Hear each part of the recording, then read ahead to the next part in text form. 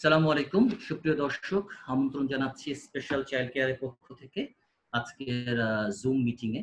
আজকে আমরা কথা বলবো বাংলাদেশের দুজন অকুপেশনাল থেরাপিস্টের সাথে। আমাদের সাথে আছেন সারওয়ারে জাহান সালমা আপা এবং আছেন স্বপ্ন মুস্তারি। আমরা অকুপেশনাল থেরাপির বিভিন্ন বিষয় নিয়ে কথা বলবো। তবে আ যেটা বলে রাখা দরকার সেটা হচ্ছে যে এটা একটা চলমান প্রক্রিয়া হবে। আমরা নিয়মিতভাবেই আ থেরাপিস্ট, প্যারেন্টস এবং অন্যান্য প্রফেশনালদের সাথে বসবো। আমরা জুম মিটিং করব অথবা Facebook লাইভে আসবো। এটা আমাদের একটি নিয়মিত কার্যক্রমের অংশ হবে স্পেশাল চাইল্ড কেয়ার থেকে। আজকের মিটিংটা শুরু করার আগে আমি কিছুটা বলতে চাই স্পেশাল চাইল্ড কেয়ার সম্পর্কে। কারণ আমরা একেবারেই নতুন। মাত্র ১ মাস হলো আমরা আমাদের যাত্রা শুরু করেছি। অনেকেই প্রশ্ন করেছেন এটার উদ্দেশ্য কি? সেই বিষয়গুলো আলাদাভাবে বলা হয় নাই। তো আমি এই সুযোগে কিছুটা বলে নিচ্ছি যে আমাদের উদ্দেশ্য কি। স্পেশাল চাইল্ড কেয়ার এর উদ্দেশ্য হচ্ছে আ স্পেশাল চিলড্রেন যারা আছেন, অর্থাৎ বিশেষ শিশুদেরকে নিয়ে যারা কাজ করেন, বাবা-মা, আত্মীয়স্বজন বা কেয়ার গিভার সহ প্রফেশনাল যারা আছেন, চিকিৎসক, থেরাপিস্ট, নিউট্রিশনিস্ট সবাইকে একটা প্ল্যাটফর্মে নিয়ে আসার চেষ্টা করা। আমরা জানি যে অনেক ভালো অনেক শক্তিশালী আ আ প্যারেন্টস ফোরাম রয়েছে, বিভিন্ন পেশাজীবীদের ফোরাম রয়েছে, থেরাপিস্টদের ফোরাম রয়েছে, আ স্পেশাল এডুকেটরদের ফোরাম রয়েছে। কিন্তু যেটা আমরা বিশ্বাস করি যে আমরা যদি তাদেরকে একটা ফোরামে নিয়ে আসতে পারি তাহলে তথ্যের যে যোগাযোগ বা তথ্যের আদান-প্রদানটা অনেক বেশি সহজ হয় এবং তার সাথে প্যারেন্টস এবং প্রফেশনাল তারা সবই উপকৃত হবেন। সেটা হচ্ছে আমাদের আশা। যেহেতু অটিজম সহ নিউরো ডেভেলপমেন্ট ডিসঅর্ডার যেগুলো অনেকগুলো সম্পর্কে এখনো পর্যন্ত আ বিজ্ঞান কোনো নির্দিষ্ট কোনো আ কারণ বা লক্ষণ বা কোনো প্রতিকারে আসতে পারে নাই। যেগুলো নিয়ে কাজ চলছে, যেই ম্যানেজমেন্ট আমরা ফলো করি বা যে প্রোটোকল চলে, সেগুলো অনেকটাই একেবারেই কাস্টমাইজড বাচ্চাগুলোর উপর নির্ভর করে এবং দেখা যায় এ কারণেই নিশ্চয়ই এটাকে স্পেকট্রাম ডিসঅর্ডার বলে, বিশেষ করে অটিজমের ক্ষেত্রে।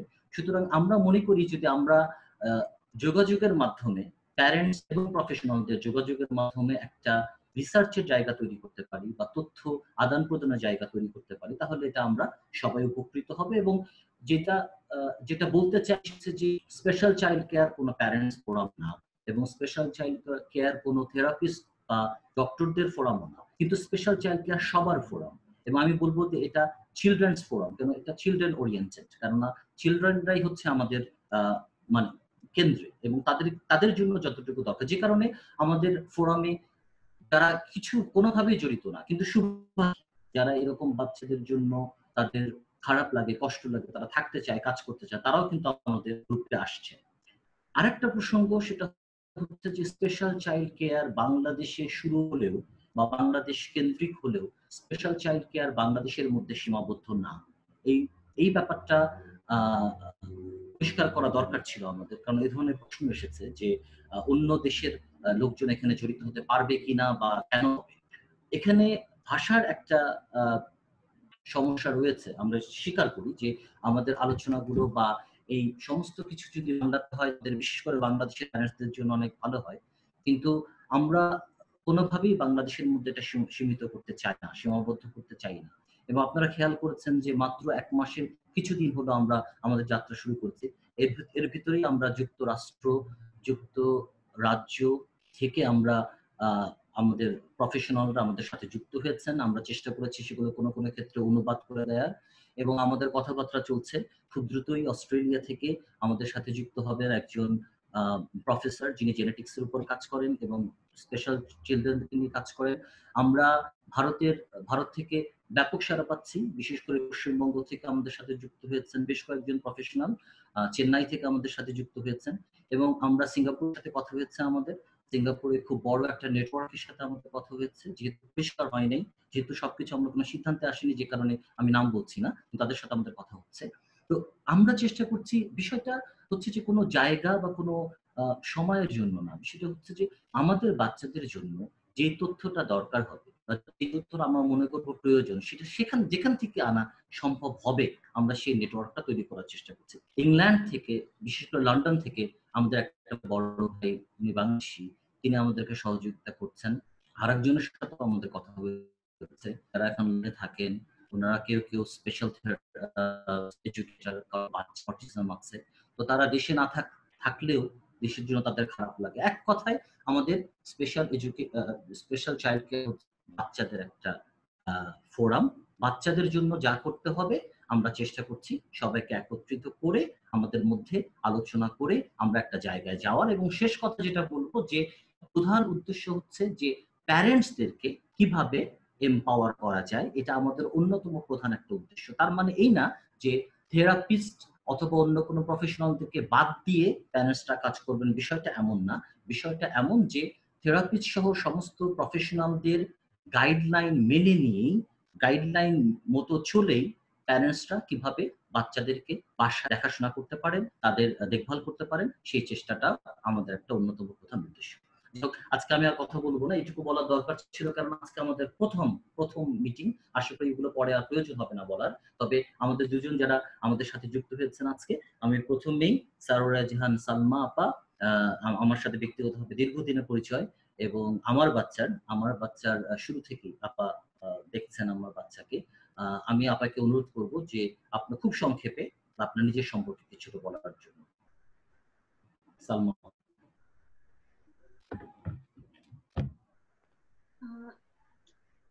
আপনার নিজের সম্পর্কে কিছুটা বলবেন। ভাই আমার ভিডিও দেখা যাচ্ছে না।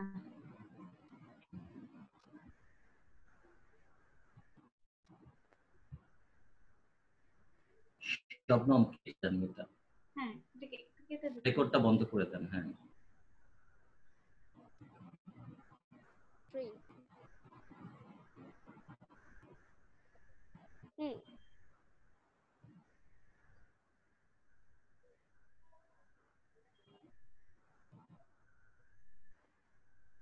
জি সাইদ ভাই আমাদের সাথে যুক্ত হয়েছেন সারোয়ারা জাহান সালমা আপা। আমি তাকে অনুরোধ করব যে আপা আপনার সম্পর্কে কিছুটা বলেন, তারপর আমরা আমাদের মূল আলোচনা চলব। আসসালামু আলাইকুম, আমি Sarowara Jahan Salma, certified sensory integration practitioner, the southern university of California, USA. আমি প্রফেশনালি আমি অকুপেশনাল থেরাপিস্ট, আর আমি অকুপেশনাল থেরাপির উপরে গ্রাজুয়েশন কমপ্লিট করেছি বাংলাদেশের profession institute CRP under Dhaka university থেকে। এছাড়াও আমি পোস্ট গ্রাজুয়েশন করেছি masters in rehabilitation science under inter professional international SAARC scholarship program from Dhaka university. আমি বর্তমানে কাজ করছি রিয়াদ, বাংলাদেশ। এছাড়াও আমি বিভিন্ন জায়গায় কাজ করেছি, যেমন আমি as a clinical occupational therapist হিসেবে কাজ করেছি মালয়েশিয়া, কুয়ালালামপুর, এবং অকুপেশনাল থেরাপি কনসালটেন্ট হিসেবে ছিলাম আমি স্মাইলিং চিলড্রেন স্পেশাল স্কুল, এবং সিনিয়র অকুপেশনাল থেরাপিস্ট হিসেবে ছিলাম পেডিয়াট্রিক ইউনিটে CRP Mirpur, Dhaka. Thank you আপা। এবার শবনম, আপনি একটু বলবেন আপনার সম্পর্কে। আসসালামু আলাইকুম, আমি শবনম মুস্তারি। আমি আমার বিএসসি ইন অকুপেশনাল থেরাপি কোর্সটি কমপ্লিট করেছি বাংলাদেশ হেলথ প্রফেশন ইনস্টিটিউট থেকে। এটা ঢাকা ইউনিভার্সিটির মেডিকেল ফ্যাকাল্টির আন্ডারে, এবং আমার এমএসসি কোর্স জেরন্টোলজি এন্ড জেনেটিকে কমপ্লিট করেছি ঢাকা ইউনিভার্সিটি থেকেই। এবং আমার কর্মক্ষেত্রে আমি বিভিন্ন প্রথম থেকে ডিসেবিলিটি সেক্টরে কাজ করে আসছি, সাইকোসোশ্যাল রিহ্যাবিলিটেশন এবং নিউরো ডেভেলপমেন্টাল রিহ্যাবিলিটেশন নিয়ে কাজ করেছি। প্রথম দিকে কাজ করেছি একটা ইন্টারন্যাশনাল এনজিওতে, শিশুপল্লী প্লাস, যেটা গাজীপুরে অবস্থিত। সিআরপিতে বেশ কিছুদিন কাজ করেছি, এবং আমি এখন বর্তমানে কর্মরত আছি রিয়ান বাংলাদেশ, মিরপুরে as a senior occupational therapist হিসেবে। Thank you. অনেক ধন্যবাদ। আমরা আমাদের আলোচনায় চলে যাব, মূল আলোচনায় চলে যাব। এখন অকুপেশনাল থেরাপিস্ট তো অনেক বড়, অনেক বিশাল একটি ক্ষেত্র, এবং আমরা যেটা জানি যে বাংলাদেশে অটিজম বাচ্চা সহ এনডিডি বাচ্চাগুলোর অনেকের ক্ষেত্রেই ম্যানেজমেন্ট প্রোটোকলের একটা অন্যতম প্রধান অংশই হচ্ছে অকুপেশনাল থেরাপিস্ট। এবং আমরা যেটা বলছি যে স্পেশাল চাইল্ড কেয়ারের প্রধান উদ্দেশ্যই হচ্ছে তথ্য এবং মানে জ্ঞান, বিশেষ করে প্যারেন্টসদের জন্য তাদের জানানো, তাদেরকে এক ধরনের শেখা। আমি নিজেও একজন প্যারেন্ট এবং আমি নিজেও শিখতে চাই। এবং যেটা হয় যে আমরা অনেকদিন ধরে আমার বাচ্চাকে হয়তো থেরাপি দিচ্ছি, কিন্তু এটা আমি জানি না যে কেন দিচ্ছি বা কি কাজ হয়। এটার লজিকটা কি বা থিওরিটা কি। তো আমি আপাকে বিশেষ করে আমি শুরু করব সালমা আপাকে দিয়ে, যে আপা যদি সেন্সরি ইন্টিগ্রেশন এর দিয়ে আমাদেরকে আজকে কিছুটা আইডিয়া দেন, বিশেষ করে থিওরিটিক্যাল বিষয়গুলো। সাথে, সাথে আশা করি আমাদের আলোচনার মধ্যে প্র্যাকটিক্যাল বিষয়গুলোও আসবে। আপনাদের অনেক অভিজ্ঞতা লব্ধ বিষয়গুলো আসবে। তো আপা যদি শুরু করেন আপনার আলোচনা। আসলে আমি যেহেতু সার্টিফাইড সেন্সরি ইন্টিগ্রেশন প্র্যাকটিশনার, তো সেই ক্ষেত্রে আমার প্র্যাকটিসের ম্যাক্সিমাম ক্ষেত্রটাই হচ্ছে সেন্সরি ইন্টিগ্রেশন নিয়ে। আমি মেইনলি অটিজম বাচ্চা এবং সেন্সরি প্রসেসিং ডিসঅর্ডার বাচ্চা এবং যে সকল ডেভেলপমেন্টাল ডিলে বাচ্চা এবং নিউরো ডেভেলপমেন্টাল ডিসঅর্ডার যে বাচ্চাগুলো আছে তাদের সেন্সরি ইন্টিগ্রেশন পার্টটা নিয়েই সবচেয়ে বেশি কাজ করে থাকি। আমি প্রথমত বাচ্চাগুলোকে অবজারভেশনের মাধ্যমে একটা ক্লিনিক্যাল অ্যাসেসমেন্ট তৈরি করি। সেখানে একটা বাচ্চাদের জন্য সেন্সরি ইন্টিগ্রেশন একটা ইন্ডিভিজুয়াল সেন্সরি প্রোফাইল তৈরি করা হয় এবং সেখান থেকে বাচ্চাগুলোর প্রবলেমগুলো আইডেন্টিফিকেশনের মাধ্যমে তার গোল সেটিং করা হয়। তারপরে ইন্টারভেনশন বা ট্রিটমেন্ট প্ল্যানটা আমরা তৈরি করে থাকি। এছাড়াও যেটা হচ্ছে যে এখানে আমরা স্ট্যান্ডার্ডাইজ এসআইপি মানে সেন্সরি ইন্টিগ্রেশন প্র্যাকটিস টেস্ট, একটা স্ট্যান্ডার্ডাইজ একটা স্কেল আমরা ব্যবহার করে থাকি। আর এই স্কেলটা শুধুমাত্র যারা সেন্সরি ইন্টিগ্রেশন সার্টিফাইড প্র্যাকটিশনার তারাই এটা ব্যবহার করতে পারেন। এটা একটা ইন্টারন্যাশনাল সফটওয়্যারও আছে এবং পাশাপাশি একটা ম্যানুয়াল একটা অ্যাসেসমেন্ট শিটও আছে। আমি মূলত সেই অ্যাসেসমেন্ট শিটটাকে ফলো করেই প্রত্যেকটা বাচ্চার ইন্ডিভিজুয়াল এই সেন্সরি ইন্টিগ্রেশনের অ্যাসেসমেন্টটা করে থাকি। তো এখন আমি মেইনলি বাচ্চাদের সেন্সরি ইন্টিগ্রেশনের উপরে কিছু আলোচনা করব।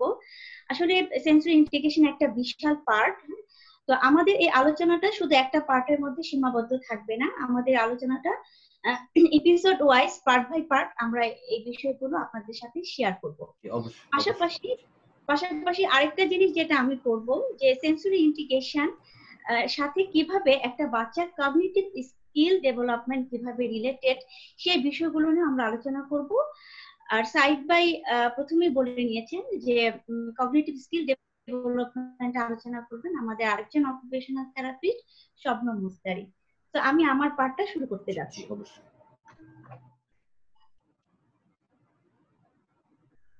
শবনম দেখা যাচ্ছে? আপনি কাইন্ডলি একটু শেয়ার করেন।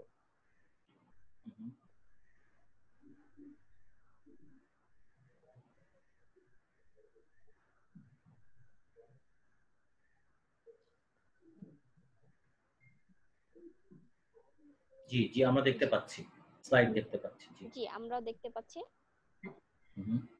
তো এখন মেইনলি আমি যে বিষয়টা নিয়ে আলোচনা করব যে অটিজম এবং সেন্সরি প্রসেসিং ডিসঅর্ডার, আসলে এই দুইটা বিষয়টা কি।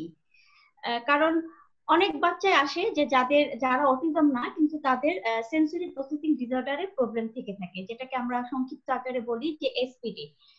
আবার কিছু বাচ্চা যে যারা অটিজম বাচ্চা এবং তাদের ভিতরেও অনেক বেশি সেন্সরি ইন্টিগ্রেশনের প্রবলেম গুলো থেকে থাকে।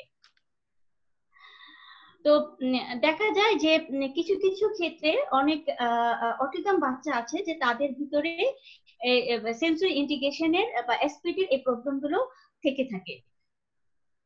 তো এখন আমরা জানি যে সেন্সরি ইন্টিগ্রেশন প্রসেসিংটা আসলে কি, এটা আসলে কিভাবে কাজ করে। তো আপনারা একটা স্ক্রিনে একটা ছবি দেখতে পাচ্ছেন যে একজন মহিলা সে কি করতেছে যে বই পড়ছে।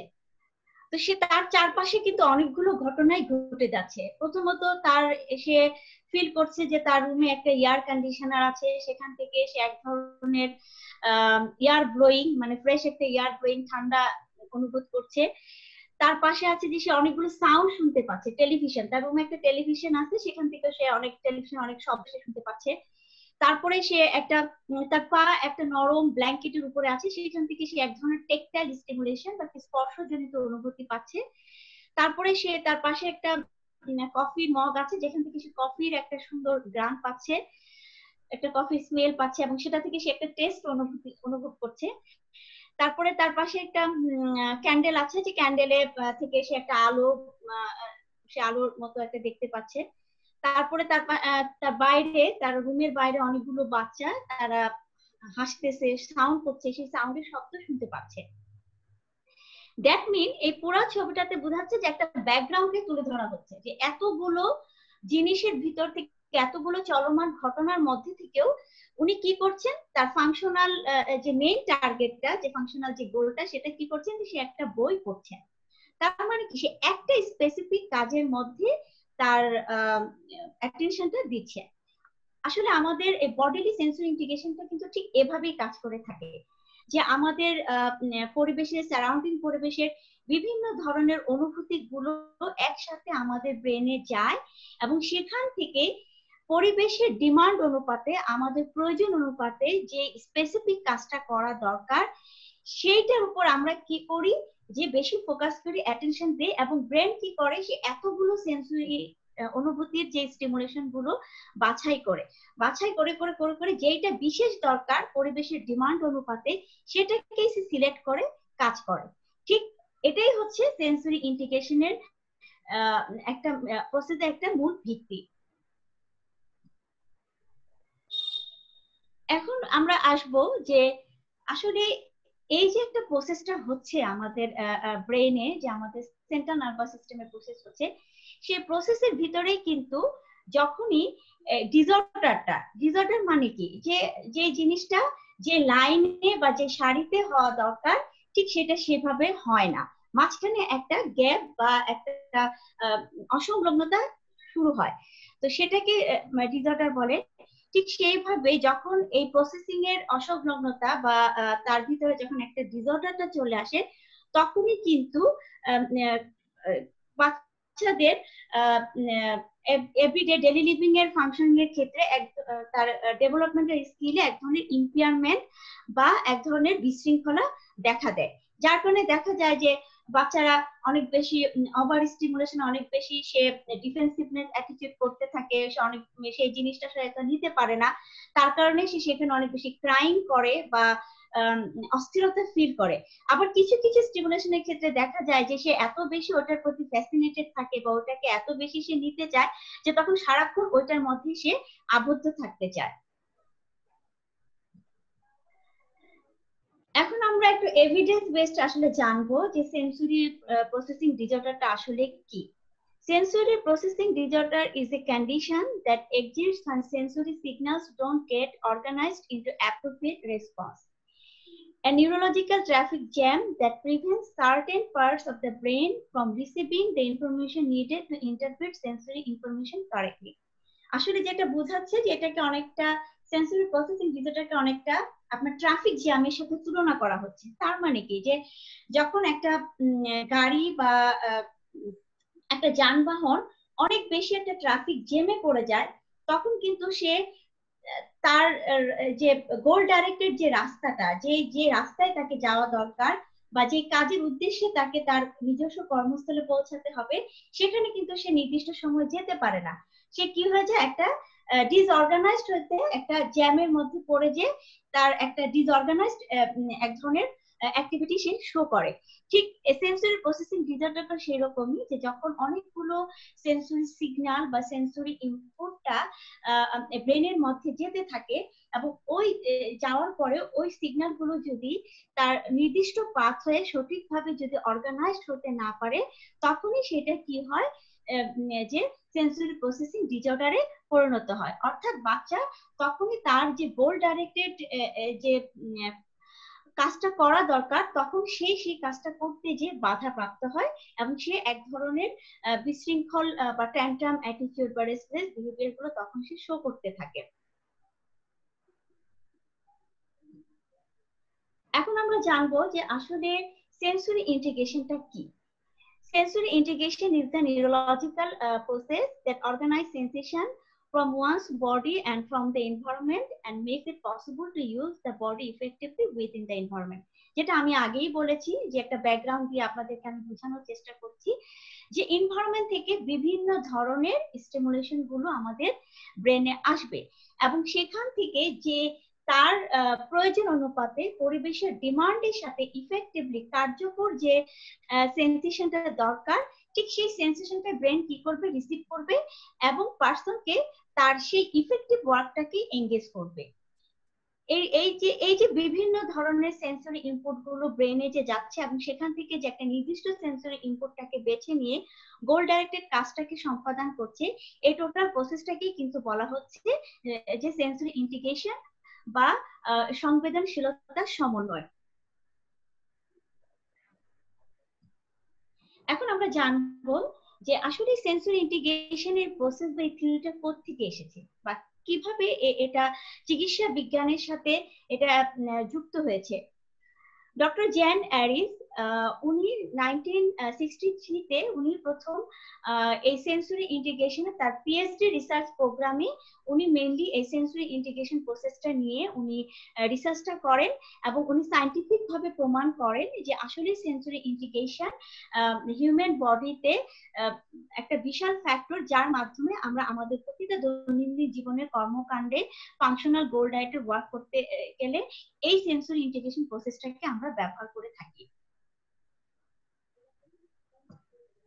এখন আমাদের সেন্স গুলো কি কি, আসলে কোন কোন সেন্স গুলো এই সেন্সরি ইন্টিগ্রেশন প্রসেসের সাথে সংযুক্ত।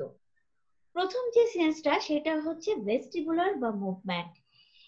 এটা আসলে আপনারা একটা উদাহরণ দিলে ভালো করে বুঝতে পারবেন যে ভেস্টিবুলারটা আসলে বোঝানো হচ্ছে যে ব্যালেন্স, মুভমেন্ট বা ভারসাম্য। আমরা এই যে এই পৃথিবীর বুকে আমরা যে হাঁটা চলা করছি, হ্যাঁ, আমরা জাম্পিং করছি, দোলনায় দুলতেছি, এগুলো কিভাবে, এগুলো হচ্ছে কি যে অভিকর্ষ ত্বরণের সাথে আমাদের বডিরই কিন্তু একটা ব্যালেন্স বা মুভমেন্ট একটা কাজ করে থাকে পৃথিবীর পরিবেশের সাথে। তো ওই যে ব্যালেন্স এন্ড মুভমেন্টের যে সম্পর্কটা সেটাই হচ্ছে ভেস্টিবুলার। আর ভেস্টিবুলার এই কাজটা করে থাকে ব্রেনের একটা ভেস্টিবুলার নার্ভ আছে যেটা আমাদের অডিটরি বা কানের অর্গানের সাথে সংযুক্ত। সো এই ভেস্টিবুলারটা কিন্তু মেইনলি কাজ করে থাকে body coordination, balance and movement. তারপর হচ্ছে যে টেকটাইল বা টাচ। এটা কথাটা থেকে বোঝা যাচ্ছে যে টেকটাইল বা টাচ মানে কি স্পর্শ অনুভূতি। আমরা কিন্তু আমাদের স্কিন, আমাদের শরীরে যে স্কিনটা আছে সেই স্কিনের মাধ্যমে, স্পর্শের মাধ্যমে আমরা প্রতিদিনই কিন্তু কিছু না কিছু স্পর্শ অনুভূতি বুঝতে পারছি, যেমন কোনটা ঠান্ডা, কোনটা গরম, কোনটা নরম, কোনটা শক্ত বা খসখসে, কোনটা পিচ্ছিল, কোনটা আঠালো বা একটু শক্ত ঝরঝরে। এই যে একটা স্পর্শ অনুভূতি যেটা আমাদের শরীরের 90% অনুভূতিটাকে ব্রেনে পাঠায়, সেটা হচ্ছে এই টেকটাইল বা টাচ। তারপর হচ্ছে যে প্রোপ্রিওসেপশন। প্রোপ্রিওসেপশনটা হচ্ছে যে জয়েন্ট এন্ড বডি সেন্স। তার মানে হচ্ছে যে কেউ যদি আপনাকে জোরে চাপ দিয়ে ধরে, আপনি কিন্তু সহজে বলতে পারবেন যে অনেক জোরে লাগতেছে, আর একটু আস্তে ধরো। বা কোনো একটা জায়গায় কোনো কিছু ধরতে গেলে আপনি কি করবেন, যে কোনটা আস্তে ধরতে হবে, কোনটা জোরে ধরতে হবে, সেটা আপনার বডি কিন্তু একটা মানে একটা সিগন্যাল দেয়, আপনার ব্রেন কিন্তু বলে দেয় যে এটা একটু জোরে ধরো, এটা একটু আস্তে ধরো।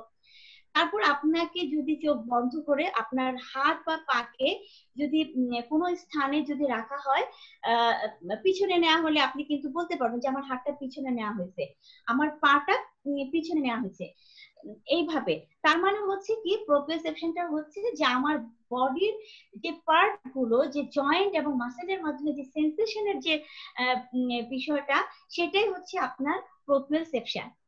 ভিজুয়াল থেকে বোঝাই যাচ্ছে যে এটা হচ্ছে দেখা বা ভিশন, যেটাকে আমরা চোখের মাধ্যমে, দর্শনের মাধ্যমে যে অনুভূতিটা পাই, যে বিষয়গুলো বুঝতে পারি, সেটাই হচ্ছে ভিজুয়াল। তারপর হচ্ছে অডিটরি। অডিটরি বা হিয়ারিং, মানে কানে আমরা যে শব্দটা শুনতে পাচ্ছি সেটাই হচ্ছে অডিটরি বা হিয়ারিং। তারপর হচ্ছে টেস্ট। টেস্ট মানে কি, টেস্ট হচ্ছে যে স্বাদ, আমরা যে টক, ঝাল, মিষ্টি, হ্যাঁ, এই যে জিনিসগুলো যে আমরা বুঝি যে টেস্টের মাধ্যমে, সেটাই হচ্ছে স্বাদ। মেনলি হচ্ছে স্বাদের বিষয়টা বোঝানো হচ্ছে, সেটাই হচ্ছে টেস্ট। তারপর হচ্ছে স্মেল। স্মেল মানে হচ্ছে এটা হচ্ছে যে আপনার ঘ্রাণেন্দ্রিয়, যেটাকে বলা হয় যে গন্ধ, সুগন্ধ, সুগন্ধ, দুর্গন্ধ বা গন্ধহীন, মানে কোনো গন্ধই বুঝছি না, এই ধরনের বিষয়গুলো হচ্ছে আপনার স্মেল। আর সেন্সরি ইন্টিগ্রেশন প্রসেসটা কিন্তু এই যে যে সেন্স গুলোর কথা বললাম, এই সেন্স গুলোর মাধ্যমেই কিন্তু কাজ করে থাকে।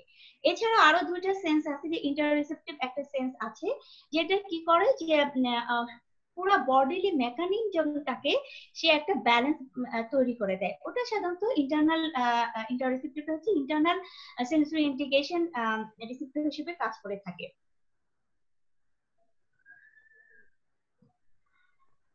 এখন হচ্ছে যে এই যে ইনফরমেশন গুলো, এই ইনফরমেশন গুলো আসলে কোন কোন প্রসেসের মাধ্যমে আমাদের বডিতে কাজ করে।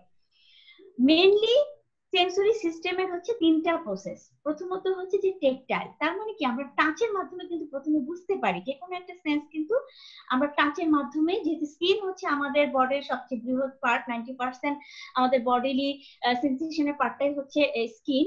তো সেই ক্ষেত্রে প্রথম হচ্ছে কি টেকটাইল, টেকটাইলের মাধ্যমে কিন্তু আমরা সবচেয়ে বেশি সংবেদনশীলতার বিষয়গুলো বুঝতে পারি। তারপর হচ্ছে প্রোপ্রিওসেপশন, মানে কি যে হচ্ছে জয়েন্ট এন্ড বডি সেন্স, যে ফোর্স আপনার আস্তে ধরতে হবে না শক্তভাবে ধরতে হবে, আমার বডি পার্টটা কোন পজিশনে আছে সেটা সম্পর্কে বডিলি একটা স্টিমুলেশন দেয়। তারপরও হচ্ছে ভেস্টিবুলার, ভেস্টিবুলার হচ্ছে এটা আমি আগেই বলছি যে ব্যালেন্স এন্ড কোঅর্ডিনেশন, মানে আমাদের বডিলি ব্যালেন্স এন্ড কোঅর্ডিনেশন করে যে চলতে হবে, ব্যালেন্স এন্ড বডি কোঅর্ডিনেশন করে আমাদের কোনো একটা ফাংশনাল ওয়ার্ক করতে হবে, সেটাই হচ্ছে আপনার ভেস্টিবুলার। তার মানে হচ্ছে যে এই তিনটা প্রসেসের মাধ্যমেই কিন্তু মেইনলি সেন্সরি ইন্টিগ্রেশনের ওয়ার্কটা হয়ে থাকে, যেটা পরিবেশ থেকে স্টিমুলেশন গুলো ব্রেনে যায়। এখন আসবো যে how is sensory integration used, কিভাবে আমরা সেন্সরি ব্যবহার করতে পারি। প্রথমত হচ্ছে যে যেহেতু এটা পরিবেশ থেকেই সেন্সেশনটা আমাদের ব্রেনে যাচ্ছে, সেক্ষেত্রে অবশ্যই হোল এনভায়রনমেন্টটা হচ্ছে মেইন ফ্যাক্টর। তার মানে কি যে আন্ডারস্ট্যান্ডিং দ্য হোল এনভায়রনমেন্ট, মানে হোল এনভায়রনমেন্টটাকে আগে আমাদের বুঝতে হবে। তারপর হচ্ছে লার্নিং, মানে সেন্সরি ইন্টিগ্রেশনটা কিন্তু অবশ্যই ব্রেনকে লার্নিং করায়। সেন্সরি ইন্টিগ্রেশন ছাড়া ব্রেন কিন্তু লার্নিং হবে না। যে বাচ্চার সেন্সরি ইন্টিগ্রেশন যত ভালো হবে, সে বাচ্চার লার্নিং স্কিল তত ভালো হবে। Understanding what is going on around us, তার মানে হচ্ছে যে আমাদের চারপাশে কি ঘটছে সেইটা সম্পর্কে আমাদেরকে একটা আন্ডারস্ট্যান্ডিংটা দেয়। রেগুলেশন, এখানে বলা হচ্ছে যে সেলফ রেগুলেশন, আমরা আছে আমাদের বডিলি কিছু সেলফ রেগুলেশন অ্যাক্টিভিটি হয়, যেগুলো হচ্ছে যেমন ধরেন আমার হাতের উপরে একটা মশা কামড় দিল, আমাকে কিন্তু তুই বলে দিবে না যে তুমি মশাটা তোমার হাতের উপরে মশা বসছে, বডি কি করে অটোনোমাসলি ওই মশাটা হাত দিয়ে আস্তে করে সরায় দেয় বা থাপ্পড় দিয়ে মশাটাকে মেরে ফেলে। ঠিক এইরকম ভাবে আমার পাশে দেখা যাচ্ছে যে আগুন ধরে গেছে, তো আমাকে কিন্তু আমি যদি দেখতে পাই যে আমার বডির পাশে একটা আগুন ধরে গেছে, তখন কিন্তু কেউ আমাকে বলে দিবে না যে এই আগুন ধরে গেছে দৌড়া, আমার বডি কিন্তু অটোমেটিকলি সেটা বুঝেই কিন্তু বডি একটা অটোমেটিক একটা রিয়েকশন করে সে কিন্তু আমাকে ফ্লাইট এন্ড ফাইট, মানে আমাকে সেই সিচুয়েশন থেকে বাঁচানোর চেষ্টা করবে। আমি কি করবো, আমি উঠে দৌড় দিব। এইরকম এই ধরনের কিছু রেগুলেটেড অ্যাক্টিভিটির সাথেই কিন্তু সেন্সরি ইন্টিগ্রেশন প্রসেসটা জড়িত। তো এই কাজগুলোর মাধ্যমে কিন্তু মেইনলি সেন্সরি ইন্টিগ্রেশন আমাদের বডিতে কাজ করে থাকে। এখন আসা যাক যে কিভাবে সেন্সরি ইন্টিগ্রেশনটা তার রেসপন্স গুলো প্রকাশ করে, মানে তার প্রসেসটা কি। প্রথমে হচ্ছে ইনপুট, ইনপুটে আমাদের ইনপুটে কি কি যাবে, এখানে সেন্স গুলো কিন্তু দেওয়া আছে, দেখেন এখন আছে যে vision, hearing, smell, taste, touch, proprioception and vestibular. তারপরে এটা সেন্ট্রাল নার্ভাস সিস্টেম, মানে কি এই সেন্স গুলো কি হচ্ছে যে পরিবেশ থেকে কি হচ্ছে সেন্ট্রাল নার্ভাস সিস্টেম, তার মানে ব্রেনে যাচ্ছে, ব্রেনে যে কি হচ্ছে সেটা রেজিস্টার্ড হচ্ছে, যে এতগুলো সেন্সেশন কি ব্রেনে যাচ্ছে, তো ব্রেন কি করছে ওগুলোকে তালিকাভুক্ত করছে, রেজিস্ট্রেশন করছে যে কোনটা নিব কোনটা নিব না, কোনটা বাছাই করব কোনটা বাদ দিব। তারপরে সেটা কি কি করে ওরিয়েন্ট করে, মানে সে অর্ডার করে যে কোনটা আগে কোনটা পরে, এরকম একটা সে ওরিয়েন্ট করে থাকে। তারপরে সেখান থেকে সে সিলেক্ট করে যে কোনটা এই মুহূর্তের জন্য দরকার। তারপরে সে কি করে ইন্টিগ্রেট করে, মানে ব্রেনের আদার পার্ট গুলোর সাথে সে একটা সমন্বয় সাধন করে। তারপর সে অ্যানালাইজ করে, যে বিশ্লেষণ করে যে এখান থেকে আসলে এতগুলো ইনপুট আমার কাছে আসছে, আসলে এখন কোনটা আমার জন্য বেশি কার্যকর হবে, সেটাকে আমি সিরিয়ালি ফিডব্যাকে নিয়ে যাব। এটা হচ্ছে যে অ্যানালাইজ, অর্গানাইজ, প্ল্যান, আমি দুটোই বলে ফেললাম। তারপরে যে আউটপুটটা, মানে যে সে আউটপুটে সে ডিসাইড করবে যে এখন আমি কোন প্রতিবর্ত ক্রিয়াটা, মানে কোন রিঅ্যাকশনটা আমি এখন শো করব। এখন আসা যাক তারপরে কি আসে, তারপরে আসে যে রেসপন্স। রেসপন্সটা কি, perception of body and world. যখনই এই সেন্সরি ইন্টিগ্রেশন প্রসেসটা ঠিকমতো আমাদের ব্রেনে কাজ করতে থাকবে, তখনই কিন্তু আমি আমার বডির সম্পর্কে অ্যাওয়ারনেস ফিল করব, আমার ভিতরে একটা পারসেপশন চলে আসবে এবং আমার চারপাশে আমার সারাউন্ডিং ওয়ার্ল্ড এনভায়রনমেন্টে কি করতেছে আমি সেটা বুঝতে পারবো। তারপরে তার কি হবে যে তার অ্যাডাপটিভ রেসপন্স আসবে। অ্যাডাপটিভ রেসপন্সের উদাহরণটা কিন্তু আমি একটু আগে একটু দিয়েছি, যে আমার মানে চ্যালেঞ্জ ফেস করা, চ্যালেঞ্জিং এনভায়রনমেন্টে ফেস করে একটা গোল ডাইরেক্টেড ওয়ার্ক করা। তার মানে কি, আমার পাশে একটা আগুন ধরে গেছে, আমাকে কি করতে হবে, এই আগুন থেকে আমাকে বাঁচাতে হবে। তখন আমি কি করছি, যে উঠে রানিং করে দৌড়ে একটা নিরাপদ জায়গায় চলে যাচ্ছি, সেটাই। তারপরে হচ্ছে যে লার্নিং প্রসেস, তার মানে হচ্ছে যে এই যখন অ্যাডাপটিভ রেসপন্সটা ডেভেলপ হয়ে যাবে, তখনই কিন্তু তার ভিতরে একটা লার্নিং প্রসেস তৈরি হবে, যে কিভাবে সে এক একটা জিনিস শিখবে। সেটা হতে পারে তার বিহেভিয়ার, তার চাইল্ড ডেভেলপমেন্টের কগনিটিভ স্কিল বা আদার স্কিল। ওটা আসলে আমরা পরে আরো ডিটেলস আলোচনা করব।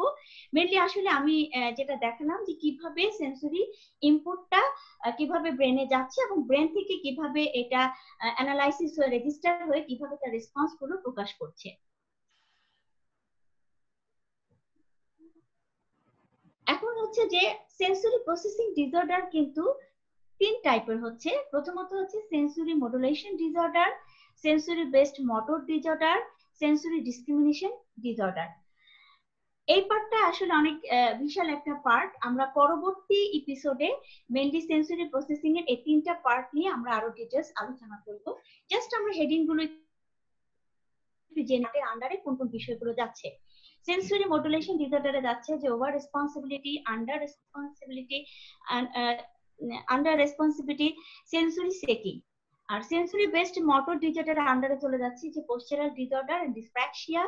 সেন্সরি ডিসক্রিমিনেশন ডিসঅর্ডারের আন্ডারে চলে যাচ্ছে visual, auditory, tactile, vestibular, proprioception, taste and smell.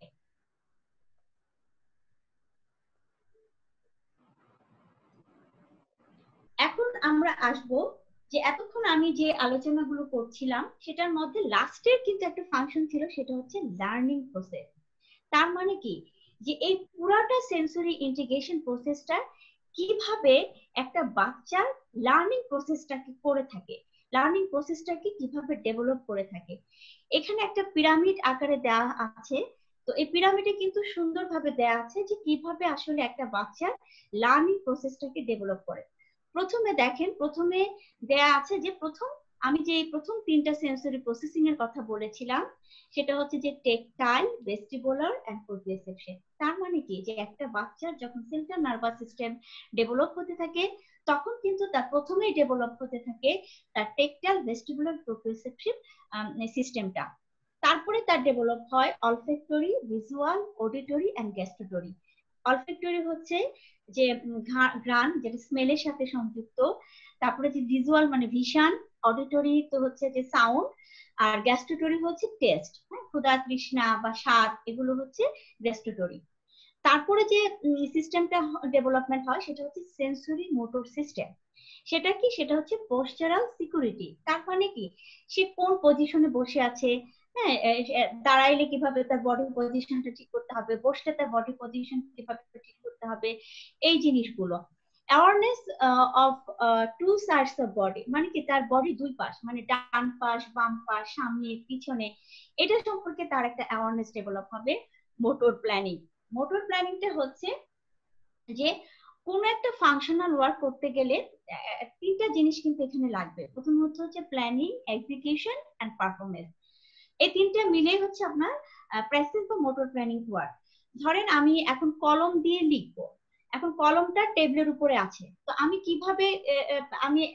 কিভাবে যে টেবিলের উপরে কলম দিয়ে লিখবো। যদি আমি দূরে বসে থাকি তাহলে আমাকে কি, আমার ব্রেন আমাকে প্ল্যানিং দিবে যে তোমাকে হেঁটে যে টেবিলের কাছে যেতে হবে, একটা চেয়ারে বসতে হবে, একটা পেপারের উপরে কলমের মুখ খুলে কলমটা সুন্দরভাবে ধরে তারপরে সেই পেপারে লিখতে হবে। তার মানে কি, যে এখানে ব্রেন কিন্তু আমাকে দেখেন যে কতগুলো প্ল্যানিং দিয়েছে। এই যে এখানে কিন্তু অনেকগুলো কিন্তু মোটর, মোটর মানে কি সঞ্চালন, যেটা সঞ্চালন কিছু অ্যাক্টিভিটি আমাকে করতে হচ্ছে। কি হচ্ছে, আমাকে হেঁটে যে চেয়ারে বসে কলমের মুখটা খুলে কলমটা শক্ত করে ধরে তারপরে আমাকে কাগজের উপরে লিখতে হয়েছে। তার মানে হচ্ছে যে এখানে অনেকগুলো কিন্তু মোটর ফাংশনের মাধ্যমে আমরা কাজগুলো মানে ফাংশনাল কাজটা করলাম, সেটা হচ্ছে রাইটিং। তো ব্রেন কিন্তু কি করেছে, আমাকে সুন্দর একটা সিকোয়েন্সিয়াল প্ল্যানিং দিয়েছে, তো সেটাই হচ্ছে মোটর প্ল্যানিং। তারপর হচ্ছে বডি স্কিমা। বডি স্কিমা হচ্ছে যে এখানে কয়েকটা পার্ট আছে, যেমন সোমাটোপ্রেক্সিয়া, যেটা হচ্ছে যে আপনাকে বডির প্রত্যেকটা পার্টের সাথে যে আমাদের প্রত্যেক এক একটা পার্টের সাথে যে সমন্বয় ভাবে যে কাজগুলো করে, সেটাই হচ্ছে আপনার বডি স্কিমা, মানে রিদমিক আকারে। যেমন অনেকগুলো কাজ আছে যে ডান বাম, মানে আমরা ছন্দময় অনেকগুলো কিন্তু কাজ করে থাকি, হ্যাঁ, যে লেফট রাইট, আমরা যে লেফট রাইট গুলো করি কিভাবে করি, যে বলার সাথে সাথে লেফট রাইট মানে ডান পা উঠে অটোমেটিকলি আবার বাম পা উঠে, হ্যাঁ, this is one kind of somatopraxis বা বডি স্কিমা, রিদমিক ওয়ার্ড। তারপর হচ্ছে ocular motor function. Ocular motor function এটা হচ্ছে আপনার ভিজুয়াল একটা ফাংশন। তার মানে হচ্ছে যে উপরে যদি কোনো জিনিস ধরা হয় তাহলে দেখবেন অটোমেটিকলি আমার চোখটা উপরের দিকে তাকাবে। আমরা যদি একটা চোখের সামনে কোনো একটা পদার্থ নিয়ে যদি স্ক্যানিং করি, দেখবেন যে ওই পদার্থ বা ওই অবজেক্ট, যেমন ধরুন আমি কলম দিয়ে আমি স্ক্যানিং করছি, আমি যদি কলমটাকে ঘুরিয়ে ঘুরিয়ে যদি ডান দিকে নেই, অটোমেটিকলি আমার চোখটা কিন্তু ডান দিকে ঘুরতে থাকে। আবার বাম দিকে নিলে চোখটাও কিন্তু আস্তে আস্তে, ইভেন আমার ঘাড়ও কিন্তু, মাথাও কিন্তু, যেমন আমি আমার আঙ্গুল দিয়ে দেখাচ্ছি, যেমন ধরেন এভাবে আমি স্ক্যানিং করছি, যে এই দেখেন অটোমেটিক কিন্তু আমার চোখ ডান দিকে যাচ্ছে, আবার এভাবে করলে কিন্তু বাম দিকে যাচ্ছে, উপরে গেলে উপরের দিকে যাচ্ছে, নিচে গেলে নিচের দিকে যাচ্ছে। This is the ocular motor control. তার মানে কি, যে আমার বডির মোটর ফাংশনের সাথে আমার ভিজুয়াল যে মোটর ফাংশনের যে একটা কোঅর্ডিনেশন বা সমন্বয়, সেটাই হচ্ছে অকুলার মোটর ফাংশন। তারপরে আসছে যে পোস্চারাল অ্যাডজাস্টমেন্ট। পোস্চারাল অ্যাডজাস্টমেন্টটা হচ্ছে যে এটাও কিন্তু আপনার একটা ব্যালেন্স এন্ড কোঅর্ডিনেশন ওয়ার্ক। ধরেন আপনি নর্মাল স্মুথ রাস্তা দিয়ে যখন আপনি যেভাবে হাঁটবেন, আপনি কিন্তু পানির ভিতর দিয়ে সেভাবে হাঁটতে পারবেন না, পিচ্ছিল কোনো জায়গার উপর দিয়ে সেভাবে হাঁটতে পারবেন না, আপনি বালির উপর দিয়ে কিন্তু সেভাবে হাঁটতে পারবেন না। কারণ কি? কারণ হচ্ছে যে আপনার বডি কিন্তু, আপনার ব্রেন আপনাকে সিগন্যাল দিয়ে দিবে যে তুমি একটা স্মুথ নর্মাল একটা রাস্তা, এখানে তুমি সুন্দর তোমার বডি তুমি দৌড়িয়ে যেতে পারো, বা তুমি তোমার সেফটি সিকিউরিটি মেনটেন করে অ্যাজ ইউজুয়াল হাঁটতে পারো।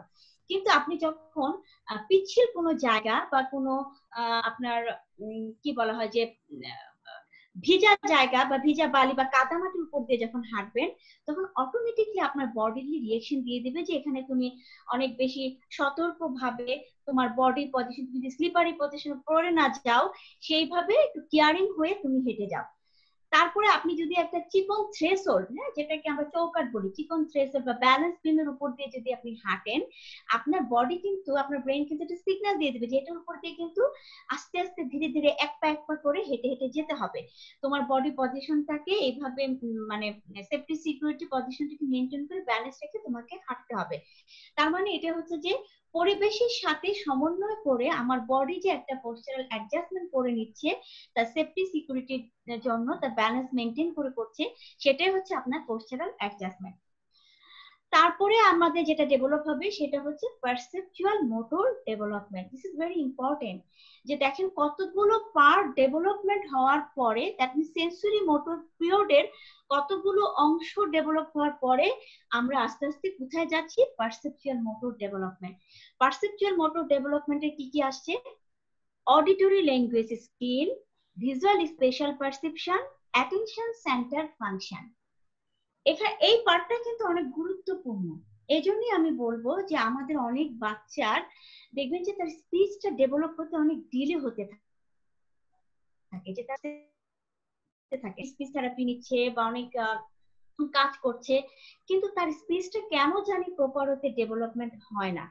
যখন বাচ্চাদের এই অবস্থা দেখা যাবে, অবশ্যই প্যারেন্টদেরকে বলবো আপনাদের ভাবতে হবে যে তার অবশ্যই তার সেন্সরি মোটর পিরিয়ডে কোনো ঘাটতি আছে, অর্থাৎ সেন্সরি ইন্টিগ্রেশন পিরিয়ডে যদি তার প্রপার ডেভেলপমেন্ট যদি ঠিকমতো না হয়, তাহলে কিন্তু তার অডিটরি ল্যাঙ্গুয়েজ স্কিল ডেভেলপমেন্টটা অনেক ডিলে হয়ে যাবে, সেটা প্রপার হতে ডেভেলপমেন্ট আসতে দেরি করবে। পাশাপাশি তার ভিজুয়াল স্পেশাল রিলেশনেও পারসেপশন তার সমস্যা হবে। যেমন অনেক বাচ্চা, প্যারেন্টসরা বলে থাকেন যে অনেক বাচ্চা সে শেপ বুঝে না, হ্যাঁ, সে উঁচা নিচা বুঝে না, কোনটা গভীর কোনটা অগভীর, এই জিনিসগুলো বুঝে না, সে সেফটি ইস্যুটা বুঝতেছে না। হ্যাঁ, তো এই জিনিসগুলোতে কিন্তু তার ঘাটতি আসবে। তারপরে হচ্ছে অ্যাটেনশন সেন্টার, তার অ্যাটেনশনের ব্যাপারটা কমে যাবে। মানে অনেক প্যারেন্টসরা বলেন যে আমার বাচ্চার তার অ্যাটেনশন লেভেল বেশিক্ষণ থাকে না, তাকে নিয়ে আমি লিখতে বসলে বা একাডেমিক কোনো কাজ করতে বসলে, কালার করতে দিলে সে অ্যাটেনশন ধরে রাখতে পারে না, করতে চায় না। হ্যাঁ, তারপরে একটা কালার শিখাইতে শিখাইতে আমার 1 মাস লেগে যাচ্ছে, 2 মাস লেগে যাচ্ছে, কিন্তু সে কালারটা ঠিক মতো শিখতে পারছে না। যে এটা লাল রং, তা লাল রং শিখাইতে শিখাইতে তার ধরেন 1-1.5 মাস চলে যাচ্ছে, কিন্তু তারপরেও তার সেই লার্নিং স্কিলটা সঠিক উপায়ে ডেভেলপমেন্ট হচ্ছে না। তার মানে কি তার লার্নিং স্কিলটা ডিলে হয়ে যাচ্ছে।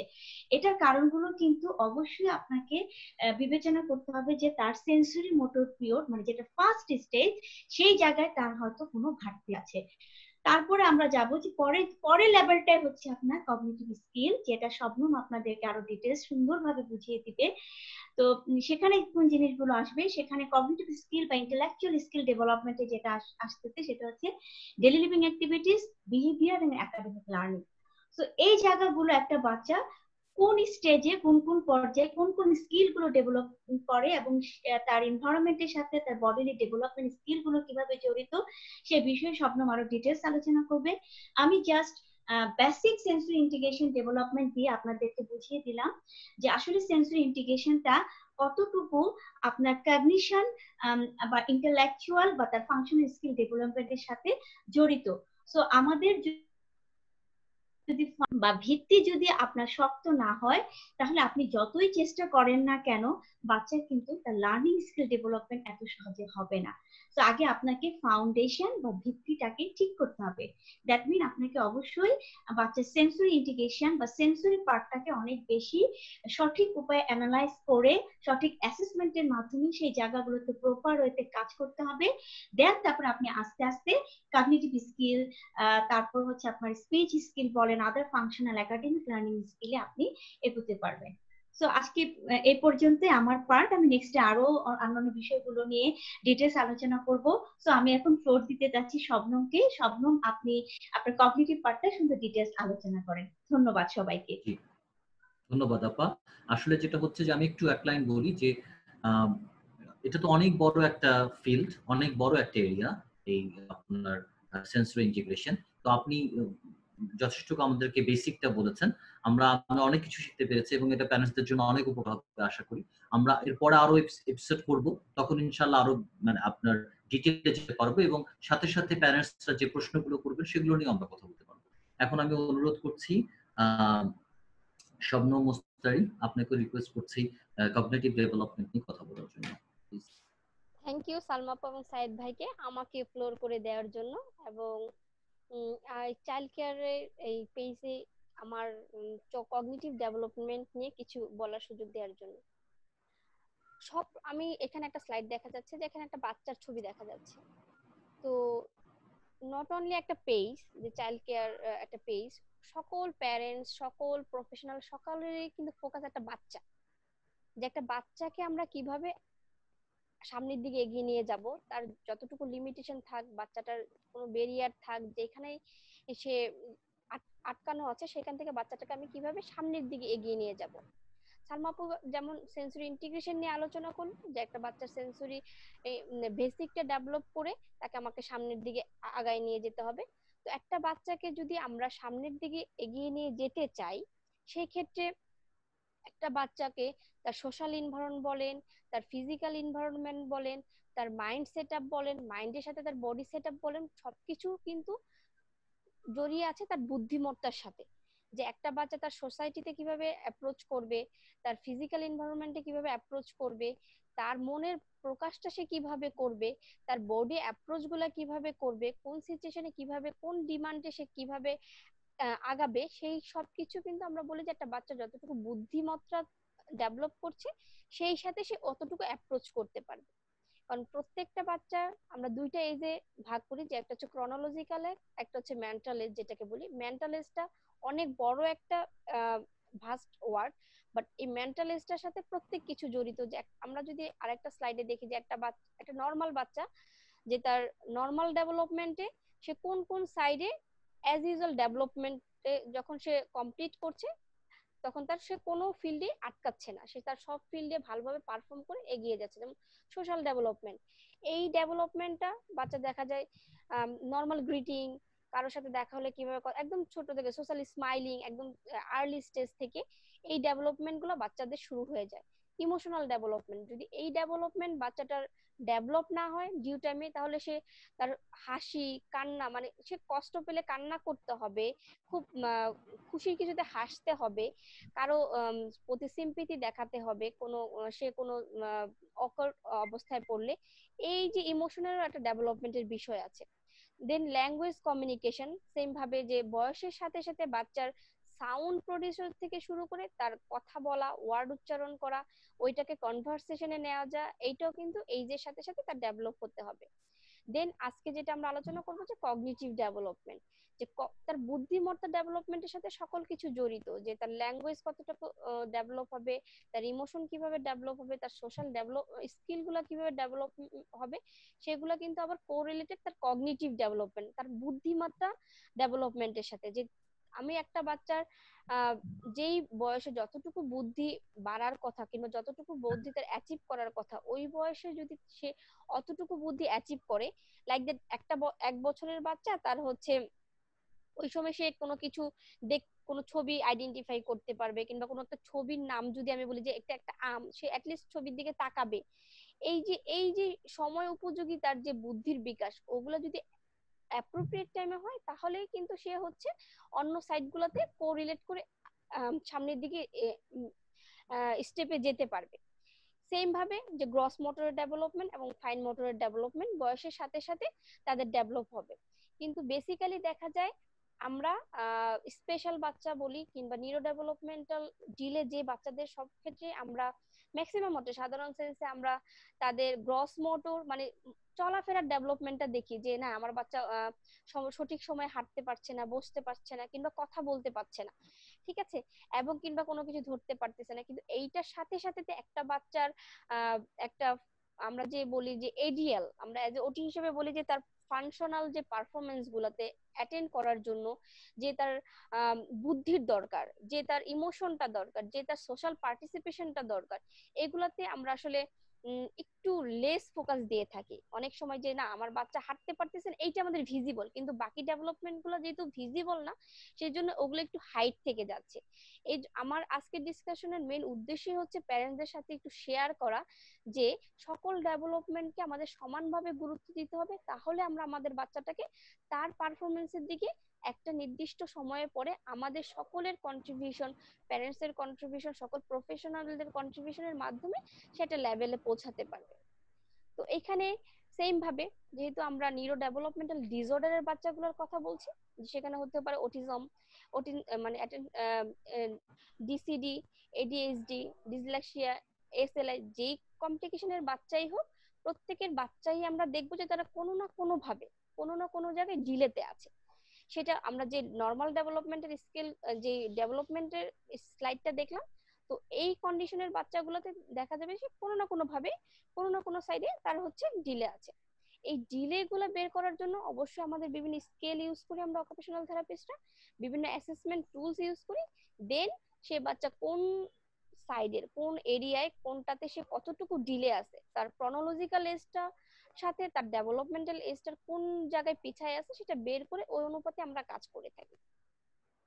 সেই ক্ষেত্রে আমরা অটিজম বাচ্চাদের ক্ষেত্রে বলি যে অটিজম বাচ্চাদের যদি আমরা একটা খুব আগের ডেফিনেশন যদিও এটা, যদি বলি যে অটিজমকে অনেকে ডিফাইন করে যে এটা হচ্ছে একটা বিহেভিয়ারাল এবং কগনিটিভ ডিসএবিলিটি, যে বাচ্চাটার সেন্সরি ডেভেলপমেন্টের সাথে সাথে যদি তার কগনিটিভটাকে আমরা স্ট্রংলি স্টেবল করে না দিই, তাহলে একটা সামনের স্টেজে যে তার আস্তে আস্তে যেহেতু তার বয়সের সাথে সাথে তার বুদ্ধির বিকাশ করছে না, তাহলে সেক্ষেত্রে তার বিহেভিয়ার প্রবলেম গুলা ডেভেলপ করা শুরু করবে। কারণ দেখা যাবে একটা বাচ্চার বয়স 3 বছর হয়ে গেছে, কিন্তু সেই বাচ্চাটা পারফর্ম করছে আমার হচ্ছে 1 বছরের বাচ্চার মতো। তখনই যখন হচ্ছে একটা 1 বছরের বাচ্চার মতো পারফর্ম করবে, তখনই আমরা ওই বাচ্চার সাথে অন্যরকম ভাবে ট্রিট করব, যে তুমি এটা করছো না কেন, এটা পারছো না কেন। তখনই সে তার বিহেভিয়ার নেগেটিভলি কিছু শো করবে, যে আমি তো চেষ্টা করছি, কারণ সে তার কগনিটিভ ডেভেলপই হচ্ছে 1 বছর বাচ্চার মতো, কিন্তু তার বয়স এখন 3 বছর। তার সাথে আমি কখনোই 3 বছরের মতো ট্রিট করলে সে আমাকে 3 বছরের পারফরমেন্স দিবে না। আর সেক্ষেত্রেই তার মধ্যে কিছু ট্রিগার পয়েন্ট ডেভেলপ করে এবং ওইটাই তার হচ্ছে বিহেভিয়ার হিসেবে শো করে, বিভিন্ন ধরনের সে তার অ্যাপ্রোচ গুলা শো করে, যেটাকে আমরা অনেক সময় বিহেভিয়ার প্রবলেম আমরা প্যারেন্টসরা বলে থাকছি। এই বিহেভিয়ার প্রবলেম এবং হচ্ছে ডিফাইন করতে গিয়ে আমাদের মূলত কগনিটিভ অ্যাবিলিটিকে নিয়ে আমাদের আলোচনা করতে হচ্ছে। আমরা কগনিটিভ যেহেতু আলোচনা, কগনিশনটাকে যদি আমরা লিটারেচারে যাই, এটা একটা ল্যাটিন শব্দ, যেটাকে হচ্ছে আমরা যদি কগনিটিভের আমাদের প্রফেশনালদের ভাষায় বলি যে cognition is the mental action or process of acquiring knowledge and understanding thought experience and the sense. যে আমাদের আন্ডারস্ট্যান্ডিং, আমাদের সেন্স গুলাকে আমাদের অ্যাকশনে প্রসেস করার জন্য, অ্যাকশনে দেওয়ার জন্য যে প্রসেসটা, সেটা হচ্ছে আমাদের কগনিশন। যদিও আমরা বলি যে না, আমরা কিছু আমাদের বেসিক সেন্স থাকে কিংবা হচ্ছে আমাদের বেসিক কিছু আন্ডারস্ট্যান্ডিং, যে আমরা একটা কাজ ডেভেলপ করার পরে আরেকটা কাজ ডেভেলপ করব। অনেক সময় আমরা মনে করি যে, অনেক প্রফেশনালরা আমরা মনে করি, আবার অনেক প্যারেন্টসরা মনে করে যে না, আগে আমার বাচ্চার আমি গ্রস মোটরটা ডেভেলপ করি, দেন আমি কগনিটিভে ফোকাস করবো, কিংবা আমি ফাইন মোটরটা নিচ্ছি, তারপরে হচ্ছে আমি 1 মাস পরে কগনিটিভটাতে ফোকাস করবো, কিংবা স্পিচ এন্ড কমিউনিকেশনটাতে আমি ফোকাস করব। বাট অ্যাজ এ প্রফেশনাল আমি আমার কিংবা লিটারেচারও বলে, নট অনলি এটা আমার মন্তব্য, যে একটা বাচ্চার সাথে যখন আমরা কাজ করব, প্যারালালি কাজ করব। তার ফাইন মোটর, গ্রস মোটর, তার হচ্ছে সেন্সরি ইন্টিগ্রেশন মাধ্যমে যেগুলো, যেমন এগুলো ডেভেলপ হবে, কিন্তু সাথে সাথে একদম বিগিনিং থেকে যখনই বুঝতে পারবো আমার বাচ্চাটার বয়স 4 মাস কিন্তু আমার বাচ্চাটা পারফর্ম করতেছে 2 মাসের মতো, আমার বাচ্চাটার বয়স 1 বছর পারফর্ম করতেছে 6 মাসের মতো, তখন থেকে আমি ল্যাকিংসটা ধরে একজন প্রফেশনালের সুপারভিশনে থাকে তার ল্যাকিংস গুলো আইডেন্টিফাই করে, যেই যেই জায়গায় ল্যাকিংস, ওইখানে আমার ইন্টারভেনশন দেওয়া শুরু করে দিতে হবে। তো সেক্ষেত্রে বলতেছে যে কগনিটিভটা একদম একদম আর্লি স্টেজ থেকে আমাদের শুরু করতে হবে, যে the way of our thinking change from the Om to the Tomé, যে আমাদের আর্লি থেকে শুরু করে শেষ পর্যন্ত এটার প্রতি আমাদের কনসেন্ট্রেশন দিতে হবে, কগনিশনের প্রতি আমাদের কনসেন্ট্রেশন দিতে হবে। তো আমরা এটা এই কগনিটিভ ডেভেলপমেন্টটাকে যদি আমরা লিটারেচারের দিকে দেখি, যে বিভিন্ন জন বিভিন্ন ভাবে বিভিন্ন ওয়েতে এটাকে তারা এক্সপ্রেস করেছে। যে পিয়াজেট উনি তার থিওরিতে কগনিটিভ ডেভেলপমেন্টটাকে কয়টা স্টেজ দিয়ে বোঝানোর চেষ্টা করেছে, যে কখন বাচ্চাটার কোন স্টেজে কি কি ঘটনাগুলো ঘটে এবং ওই সময় কি চেঞ্জ গুলা হয় এবং কোন বয়সে কোন চেঞ্জ গুলা হয়, এবং ওই বয়সে ওই চেঞ্জ গুলা না হলে ফার্দার স্টেপে যে সে হচ্ছে মানে ডেফিনেটলি তার ওই পরের স্টেজে পারফরমেন্স গুলো তার হবে না, তার ল্যাকিংস গুলো রয়ে যাবে। সেই ক্ষেত্রে পিয়াজেট উনি দেখিয়েছেন যে বাচ্চার প্রথম 24 মাস কিংবা ফার্স্ট 2 ইয়ার্স, যেটাকে আমরা সেন্সরি মোটর পিরিয়ড বলি, এই পিরিয়ডটাতে মূলত বাচ্চার হচ্ছে তার আমরা কিছু তার রিফ্লেক্স গুলো ডেভেলপমেন্ট হয়, তার রিয়াকশন গুলো ডেভেলপমেন্ট হয়, যেটার পরবর্তীতে যে তার মুভমেন্ট, তার গ্রস মোটর, তার ওগুলো ডেভেলপমেন্টে হেল্প করে। এবং যেই যেটা হচ্ছে যে বাচ্চার এনভায়রনমেন্টের সাথে ইন্টারেক্ট করতে তাকে হেল্প করে। সেন্সরি মোটর স্টেজটা, যে বাচ্চাটা এনভায়রনমেন্টের সাথে কিভাবে সে রিয়েক্ট করবে, সেটা আমাদের সালমাপু শেয়ার করেছে, যে বেসিক যে সেন্স গুলা, যেতে সে টাচ, তার হচ্ছে তার অডিটরি, তার স্মেল, এই যে সেন্স, এগুলো দিয়ে সে তার এনভায়রনমেন্টের সাথে কিভাবে রিয়েক্ট করছে। একটু শব্দ হচ্ছে তাকাচ্ছে, হ্যাঁ পায়ের তালুতে আমরা একটু এভাবে একটু টাচ করছি, আঙ্গুলগুলা বেন্ড করে আনছে, মানে ফ্লেক্স করে আনতেছে। তো এই যে রিয়েকশন এবং এই রিফ্লেক্স গুলো ডেভেলপমেন্ট হবে তার প্রথম 2 বছরের মধ্যে। এইটাকে পিয়াজেট উনি সেন্সরি মোটর স্টেজের মধ্যে ব্রিফ করেছেন। দেন সেকেন্ড স্টেজটা হচ্ছে যে তার 2 বছর থেকে 7 বছরের মধ্যে এগুলো হচ্ছে তার ডেভেলপ হবে। এটা লম্বা একটা টাইম, যেটাকে আমরা প্রি অপারেশনাল ফেজ বলি। এই ফেজে তার ভার্বাল রিপিটেশন গুলো খুব বেশি ডেভেলপ হবে, এবং এই ফেজে এই কাজগুলো যদি বাচ্চাদের সাথে আমরা খুব বেশি বেশি করি, তাহলে দেখা যাবে বাচ্চাদের ল্যাকিংস গুলো থেকে আমরা সহজে উঠায় আনতে পারবো। এই বিষয়গুলো এর জন্যই শেয়ার করা যে আমাদের এই পেজে, যে পেজে আমরা ডিসকাস করতেছি, অনেক প্যারেন্টস রয়েছে, তারা যদি কারণ আমরা চাচ্ছি যে আমরা এমডিটি দিতে কাজ করব, আমরা কিছু ইনফরমেশন তাদের সাথে শেয়ার করব, তারা ওই ইনফরমেশন গুলোর অনুপাতে আমাদের সাথে শেয়ার করে, আমাদের সাথে কনসালটেন্সি করে সেও যাতে নিজে কিছু কাজ করতে পারে, তাই আমাদের এই লিটারেচার গুলো শেয়ার করা।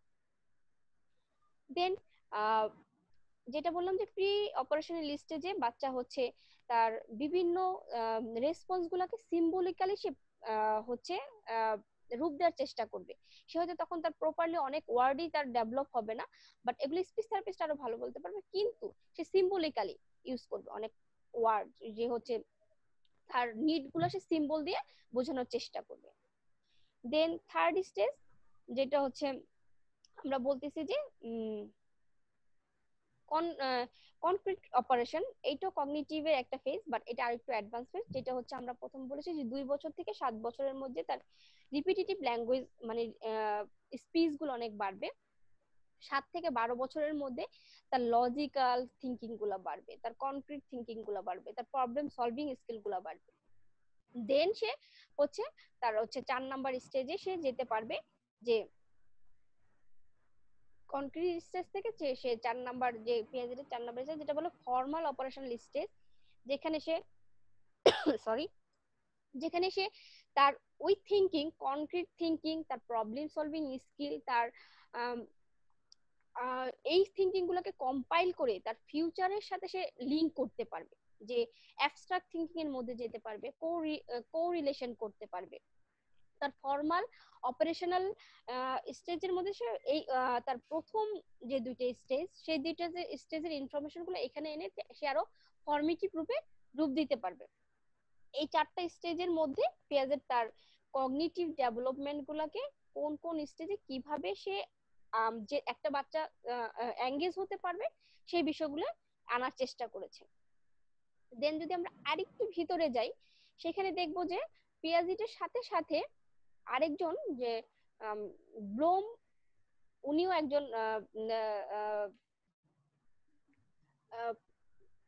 একজন যে তার কগনিটিভ ডেভেলপমেন্টের ক্ষেত্রে তার সায়েন্টিফিক মতামতগুলো দিয়েছেন, যেটা এখানে একটা পিরামিডের মাধ্যমে বুঝিয়েছে যে একটা বাচ্চার কগনিটিভ ডেভেলপমেন্ট কিন্তু তার হচ্ছে একদম ডে 1 থেকে শুরু হয়ে যায়। সো আমরা কখনোই বলবো না যে এটা আমরা ওয়েট করব না যে হচ্ছে তার 1 বছর যাক দেন আমি কাজটা, আমি বারবারই এক কথা মানে বলছি, আনার এই জন্য চেষ্টা করছি যে যাতে আমরা বুঝি যে হচ্ছে না প্রত্যেকটা সাইডে আমি সমানভাবে আমরা যেন ইনপুট দিতে পারি। আমি এখানে আবার নট অনলি কগনিটিভ, তার এসআই কগনিটিভ, তার গ্রস মোটর, ফাইন মোটর সব জায়গাতে আমি প্যারালালি ইনপুট দিতে চাচ্ছি একটা বাচ্চাকে সমানভাবে আগায় নেওয়ার জন্য। বাই দ্য ওয়ে, যে ব্লোম তার কগনিটিভ পিরামিডটাতে যেটা বোঝাতে চেয়েছেন যে প্রথম বেসিকটা তার নলেজ দিয়ে শুরু হবে। নলেজ বলতে এখানে কিন্তু ওই পুঁথিগত যে বই খাতার বিদ্যা আমরা সেটা বাচ্চাকে বলছি না, যে কোনো একটা জিনিস চিনানো হচ্ছে তার নলেজ, যে একটা বাচ্চা কোনো কিছু একটা ছবি দেখে মানে আইডেন্টিফাই করতে পারছে, এটাই তার নলেজ, এটাই তার রিসিপটিভ স্কিল, এটাই সে তার ব্রেনে স্টোর করে রাখতে পারবে। দেন হচ্ছে যে কম্প্রিহেনশন, যে যে বিষয়টা সে নলেজে গেদার করলো, যে না এটা একটা ছবি, যেটা ধর এটা একটা সার্কেল, এই সার্কেলটা সে যেখানেই দেখবে সেখানে সে এক্সপ্লেইন করতে পারবে। কম্প্রিহেনশন স্টেজে দিয়ে যে নলেজ স্কিল স্টেজ থেকে সে জানলো, নেমিংটা করতে পারলো একটা কোনো কিছু, যেটা একটা সার্কেল জাস্ট লাইক এর। দেন পরের স্টেজে যে সে এটাকে এক্সপ্লেইন করতে পারবে, যেখানেই সে এটাকে দেখবে, যে কোনো সিচুয়েশনে, যে কোনো এনভায়রনমেন্টে, যে বলতে পারবে এটা একটা সার্কেল।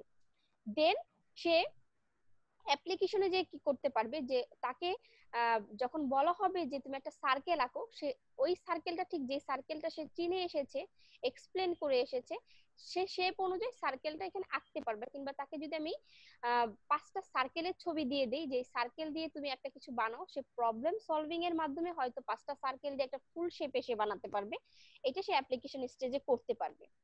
দেন অ্যানালাইসিস স্টেজে যে যেটা করতে পারবে, যে ক্যাটাগরাইজ করতে পারবে, যে আমি যদি তাকে আমি সার্কেল একটা জাস্ট একটা এক্সাম্পল দিচ্ছি প্রত্যেকটা স্টেজে যাতে বুঝতে সুবিধা হয়, যে আমি সার্কেল দিলাম, কিছু বড় সার্কেল, কিছু ছোট সার্কেল, সেখানে ক্যাটাগরাইজ করতে পারবে যে কোনটা আমার বড়, কোনটা ছোট, এবং সেপারেট করতে পারবে। এইটা সে অ্যানালাইসিস স্টেজে করতে পারবে। দেন ইভালুয়েশন স্টেজে যে যে সে করতে পারবে, সে সার্কেল গুলাকেই ইভালুয়েট করতে পারো। যদি আমি একটা বাচ্চাকে বলি তুমি সার্কেল আঁকো, সে যদি 2টা কিংবা 3টা সার্কেল আঁকে, সে ইভালুয়েট করতে পারবে তার কোন সার্কেলটা ভালো একদম সার্কেল শেপের হয়েছে, কোনটা একটু এলোমেলো হয়েছে, সে ওইখানে যে নিজেকে ইভালুয়েট করতে পারবে, জাজ করতে পারবে। দেন সে হচ্ছে ওই সিনথেসিসে যে ওই সার্কেলের ক্রিয়েটিভিটিটা সে শো করতে পারবে, যে এটা একটা সার্কেল, সার্কেল দিয়ে আমি আরো কিছু ডেভেলপ করতে পারি, আরো কিছু ডিজাইন তৈরি করতে পারি, আরো কিছু ক্রিয়েটিভিটি আমি তৈরি করতে পারি। দেন এইভাবেই যে একটা বাচ্চার নলেজ থেকে সিনথেসিস, এইভাবে একদম কোনো কিছু জানা থেকে ক্রিয়েটিভিটি পর্যন্ত বোম তার কগনিটিভ ডেভেলপমেন্টের স্টেজ দিয়ে বুঝিয়েছে। আমাদের ওভারঅল কগনিটিভের বিষয়টা আমরা 2টা স্টেজ দিয়ে আজকে বোঝানোর চেষ্টা করেছি। একটা হচ্ছে পিয়াজেটের থিওরি, কগনিটিভ ডেভেলপমেন্টের থিওরি স্টেজ, এবং হচ্ছে বোমের কগনিটিভ ডেভেলপমেন্টের থিওরি স্টেজ দিয়ে। আমরা কগনিটিভ লিটারেচার আজকে আর বেশি ডিটেলসে যাব না, কিন্তু নেক্সট সেশনে আমরা চেষ্টা করব একটা বাচ্চার কগনিটিভ আরো কি কি ফাংশন আছে, কি কি ফাংশনে কগনিটিভ কিভাবে ডেভেলপ করে, কি কি ফ্যাক্টর গুলা এটার পিছনে কাজ করে, এবং কগনিটিভের কি কি বেনিফিট রয়েছে, এবং অ্যাজ এ ওটি হিসেবে কেন আপনারা আমাদের কাছে আসবেন কগনিটিভ ডেভেলপমেন্টের স্ক্রিনিং করানোর জন্য। কারণ হচ্ছে যে একটা বাচ্চার যদি কগনিটিভটা প্রপারলি ডেভেলপমেন্ট না হয়, আমরা সালমাপুর পিরামিডটাতে দেখেছি যে ফাইনাল স্টেজে কগনিটিভ যখন তার ইন্টেলেকচুয়াল লেভেল ডেভেলপমেন্ট হচ্ছে, তখনই তার এডিএল গুলোতে সে এঙ্গেজ হতে পারছে, সে তার একাডেমিকে এঙ্গেজ হতে পারছে, সে তার পারফরমেন্স শো করতে পারছে। সো যদি আপনি আপনার বাচ্চার কগনিটিভ লেভেল অ্যাসেস করে তার ক্রনোলজিক্যাল এজের সাথে ম্যাচ করে তার কগনিটিভ ইনপুট না দেন, তাহলে আমি তাকে ফাইনাল স্টেজে নিতে পারছি না। আমি তার বেস ডেভেলপমেন্ট করলাম সেন্সরি মোটো সেন্সরি ইন্টিগ্রেশন দিয়ে, বাট যদি সাথে সাথে তার কগনিটিভ বলেন, সাইকোসোশ্যাল বলেন, ওই জিনিসগুলোতে আমি কম্পাইল না করি, এটা একটা সার্কেল, যদি আমি প্যারালালি চলবে, সরি সার্কেল প্যারালালি চলবে, যদি প্রত্যেকটা জায়গায় আমি সমানভাবে সুতা দিয়ে বেঁধে না দিই, একটা জায়গায় পিছিয়ে যাবে, একটা জায়গায় মাঝখানে থাকবে, আর একটা জায়গায় সামনে আগায় যাবে, তাহলে সমানভাবে নির্দিষ্ট টার্গেটে পৌঁছাতে পারবে না। কারণ বাচ্চাদের গুলোকে নিয়ে আমাদের মেইন টার্গেটই হচ্ছে সে তার যতটুকু স্কিল আছে, যতটুকু ক্যাপাসিটি আছে, ওইটা দিয়ে তার পারফরমেন্স গুলো সে করবে, সে ইন্ডিপেন্ডেন্ট হবে অ্যাজ মাচ অ্যাজ পসিবল। তো সেটা ফাইনাল টার্গেট হচ্ছে তার এডিএল গুলাতে আমরা বলতে বুঝি যে তার সেলফ কেয়ার, সে তার খাওয়া, গোসল করা, জামা কাপড় পরা সব সে করতে পারবে।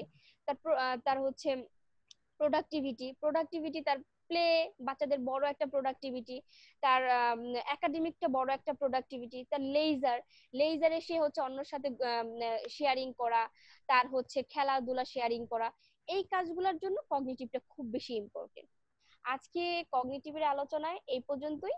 নেক্সট এই স্লাইডের যে বিষয়গুলো আছে ওগুলোকে নিয়ে আরো ডিটেলস আমরা আলোচনায় আসার চেষ্টা করব, এবং এই স্লাইডের পর অনেক ধন্যবাদ। জি ভাই। জি, শবনম এবং আপাকে, সালমা আপাকে অনেক ধন্যবাদ। আমরা বুঝতেই পারছি, আমরা চমৎকার আলোচনা শুনলাম এবং আমরা বুঝতেই পারছি যে এই বিষয়গুলো 1 বা 2 এপিসোডে মানে শেষ করা সম্ভব না, অনেক লম্বা আলোচনার ব্যাপার। আর আপনারা যেটা বলেছেন, আপনাদের মতো করে বলেছেন, কিন্তু আমরা যারা প্যারেন্টস আমরা হয়তো আরো বারবার আপনাদেরকে জিজ্ঞেস করবো, এটা বুঝতে চাইবো। এজন্য আমরা যেটাকে যখন এই আলোচনাটাকে ওপেন করে দিব, আমরা আশা করি যে প্যারেন্টসদের কাছ থেকে অনেক প্রশ্ন পাবো, সেগুলো নিয়ে আমরা কথা বলবো পরবর্তী এপিসোডে। আপনারা আরেকটু সামনে যাবেন, অন্যান্য বিষয়গুলো আসবে, এবং সাথে সাথে যে প্র্যাকটিক্যাল যে বিষয়গুলো আপনাদের অভিজ্ঞতা থেকে বাচ্চাদেরকে আপনারা অনেকদিন ধরে দেখছেন, সুতরাং সেগুলো আসবে। সাথে সাথে আমি আজকে আর প্রশ্ন করছি না, কারণ ইতিমধ্যে এটা বেশ বড় হয়ে গেছে। আমরা চাচ্ছি না কোনো একটা এপিসোড খুব বেশি বড় করতে, কারণ প্যারেন্টসদের জন্যই মূলত এগুলো করা। না, আপনারা তো প্রফেশনাল, এগুলো জানেন, তো প্যারেন্টসদের জন্যই করা। আমরা চাই না যে, আমরা জানি যে প্রত্যেকেই তার বাচ্চাকে নিয়ে যথেষ্ট ব্যস্ত থাকেন, হ্যাঁ, তো আমরা চাইবো যে ছোট ছোট এপিসোড করে আমরা নিয়মিতভাবে বসবো এবং নিয়মিতভাবে আমরা কথা বলবো, অন্যরাও আসবেন, অন্যদের সাথেও আমরা বসবো, এইভাবে আলোচনার মাধ্যমে একটা প্ল্যাটফর্ম তৈরি হবে, যেটাই মূলত আমাদের উদ্দেশ্য। অনেক ধন্যবাদ আপনার আলোচনার জন্য। আমরা আশা করি যে প্যারেন্টসরা প্রশ্ন করবেন, প্রশ্নের ভিত্তিতে আমাদের আলোচনা সামনে আরো চলবে এবং আমরা সামনে আরো অনেকগুলো বিষয় জানতে পারবো। অনেক ধন্যবাদ। স্পেশাল আপনাকেও ধন্যবাদ। জি, আল্লাহ হাফেজ। আপনাকেও ধন্যবাদ। আল্লাহ হাফেজ।